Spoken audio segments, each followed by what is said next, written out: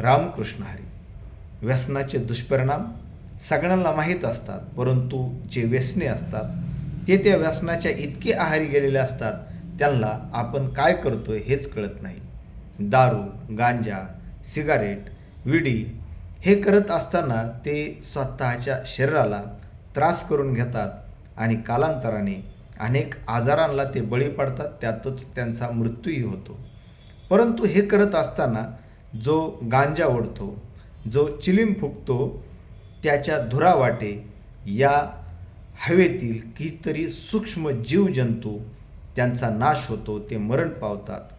संत शेख मोहम्मद महाराज तर एका ओळीतून सांगतात की जर एखादा विडी, सिगारेट, चिलीम फुकत असेल तर त्याच्या धुरामध्ये लक्षावधी जीवजंतू मरण पावतात. म्हणजे एक नगर बुडवल्याची हिंसा यामुळे घडते.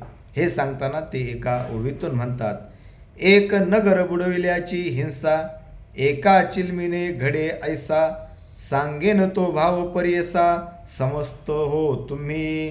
जेव्हा झुरका उडीती आवडी, तेव्हा मुरकुड न पडती लक्ष कोडी, मागुता जेव्हा दूर उच्छवासे सोडी, तेव्हा अनंत प्रलय. म्हणजे अशा प्रकारचा प्रलय या व्यसनामुळे येतो. रामकृष्ण हरी.